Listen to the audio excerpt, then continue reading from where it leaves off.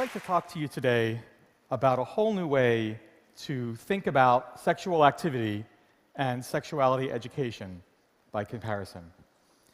If you talk to someone today in America about sexual activity, you'll find pretty soon you're not just talking about sexual activity, you're also talking about baseball.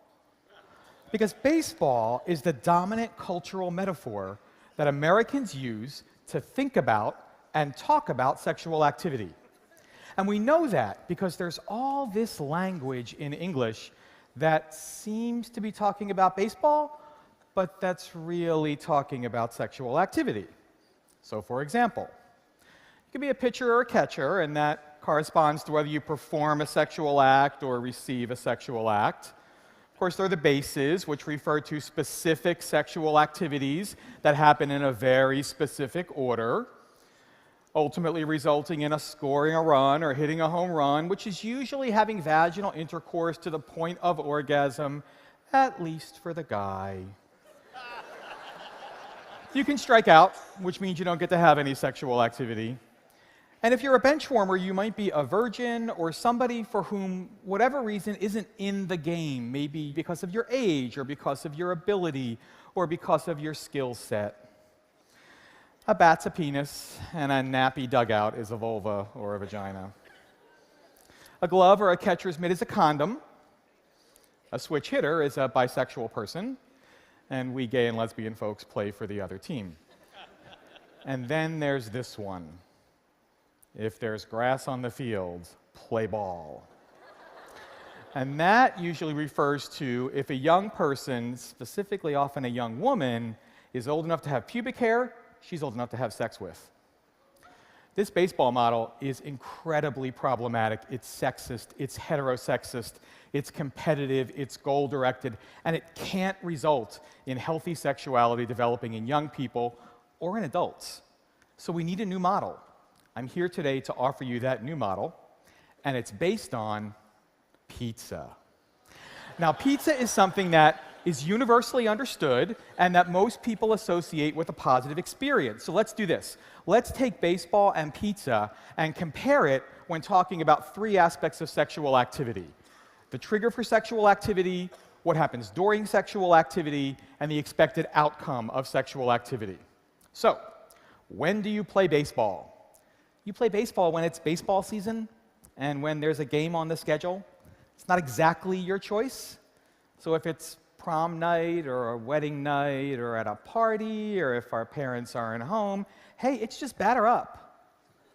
Can you imagine saying to your coach, not really feeling it today, I think I'll sit this game out. That's just not the way it happens. And when you get together to play baseball, immediately you're with two opposing teams. One playing offense, one playing defense. Somebody's trying to move deeper into the field. That's usually assigned to the boy. Somebody's trying to defend people moving into the field. That's often given to the girl. It's competitive. We're not playing with each other. We're playing against each other. And when you show up to play baseball, nobody needs to talk about what we're going to do or how this baseball game might be good for us. Everybody knows the rules. You just take your position and play the game. But when do you have pizza? Well, you have pizza when you're hungry for pizza. It starts with an internal sense, an internal desire, or a need. I could go for some pizza. And because it's an internal desire, we actually have some sense of control over that. I can decide that I'm hungry, but know that it's not a great time to eat. And then when we get together with someone for pizza, we're not competing with them. We're looking for an experience that both of us will share that's satisfying for both of us. And when you get together for pizza with somebody, what's the first thing you do? You talk about it. You talk about what you want. You talk about what you like. You may even negotiate. How do you feel about pepperoni? Not so much. I'm kind of a mushroom guy myself. Well, maybe we can go half and half. And even if you've had pizza with somebody for a very long time, don't you still say things like, should we get the usual? Or maybe something a little more adventurous. Okay, so when you're playing baseball, so if you talk about during sexual activity, when you're playing baseball, you're just supposed to round the bases in the proper order, one at a time. You can't hit the ball and run to right field. That doesn't work. And you also can't get to second base and say, I like it here. I'm going to stay here.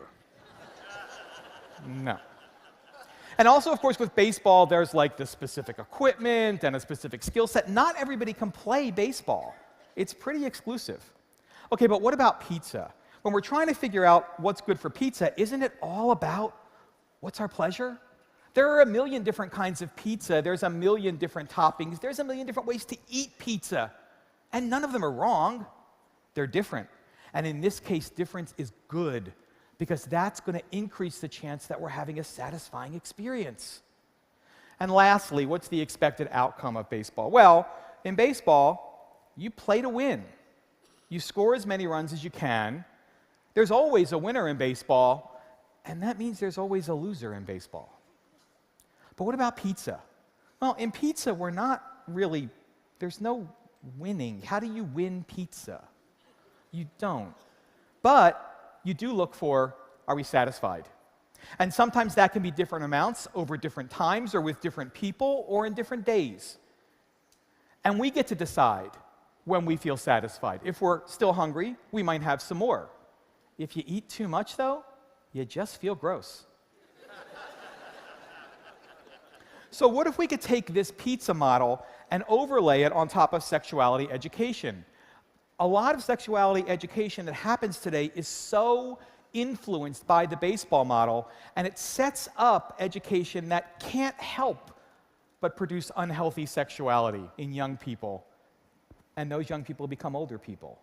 But if we could create sexuality education that was more like pizza, we could create education that invites people to think about their own desires, to make deliberate decisions about what they want, to talk about it with their partners, and to ultimately look for not some external outcome, but for what feels satisfying. And we get to decide that. You may have noticed in the baseball and pizza comparison, under the baseball, it's all commands. They're all exclamation points. But under the pizza model, they're questions. And who gets to answer those questions? You do. I do. So remember, when we're thinking about sexuality education and sexual activity, baseball, you're out. Pizza is the way to think about healthy, satisfying sexual activity and good comprehensive sexuality education. Thank you very much for your time.